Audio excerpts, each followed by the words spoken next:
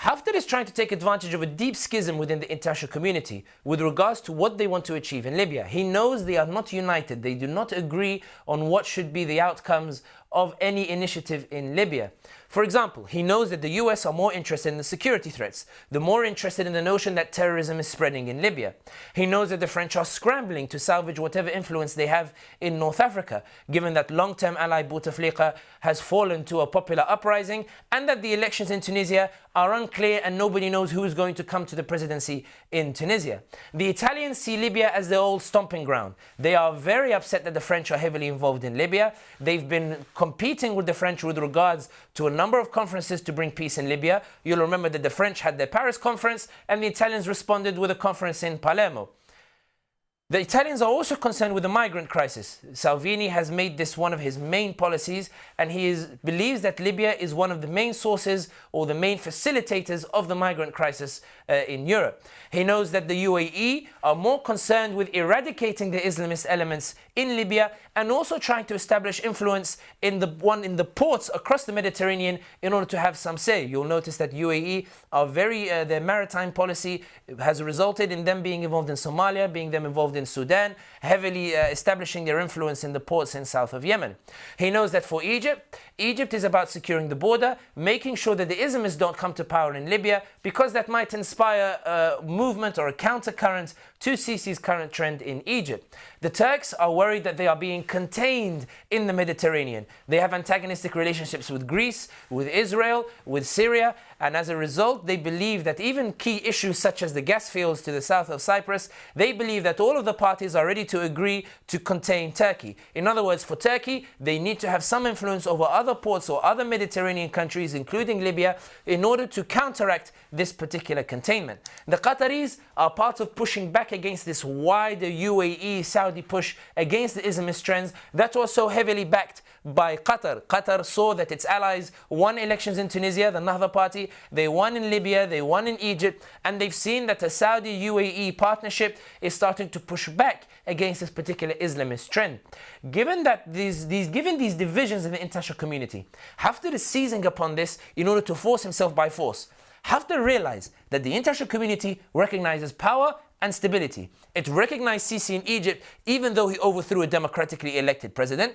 It has recognized Houthi as a major party in Yemen after Houthi seized Sana'a and Hodeidah, and after the Arab coalition have failed to oust Houthi from these major cities in the north. Haftar knows that if he takes Tripoli by force, the international community are not necessarily going to come and rescue Faiz al-Sarraj and his internationally recognized government, particularly given that Sarraj has failed even to impose his own authority on the militias in Tripoli. Before Haftar arrived to Tripoli to attack Tripoli, these militias in Tripoli itself were fighting one another, and now they are united because they realize that if Haftar seizes Tripoli, then it is an end game.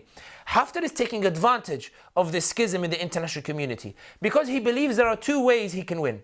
If he seizes Tripoli, he expects the international community to recognize him and the relative stability, put that in quotation marks, the same way that they recognize Sisi in Egypt.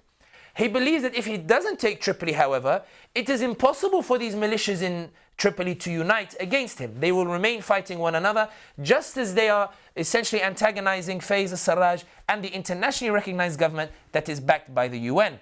He also knows that any subsequent negotiations, power will be recognized. In other words, in the same way that Houthis are put with the internationally recognized government in Yemen head to head, and they are both allowed concessions, they are both heard, they are both listened to, they are both given equal weighting. He believes that any future negotiations with regards to Libya will recognize his military gains, will recognize that his authority in Benghazi, will recognize his authority over the east of Libya, however tenuous it might be in recent times. But Haftar is definitely by far the most organized force in Libya. As a result, Haftar knows that even if negotiations take place and a new government comes, he will still have influence over that government, because that government will represent the current influences and power dynamics that are in Libya. In other words, as long as he remains the most powerful faction, he will continue to have the major say in Libya. So for him, it's a win-win situation. Either he seizes Tripoli and he's recognized, or he has the largest say in any subsequent negotiations. Faiz al-Sarraj, the only reason that him and the militias in Tripoli have been able to continue standing is because of the Turkish support. Turkish drones have proved vital in pushing back Haftar from Tripoli. Now, this is not to judge the situation from a moral perspective. However, it is to understand why Haftar believes that he has a chance at taking Tripoli, because he believes that the international community are not dedicated to the principles of democracy, human rights and the like.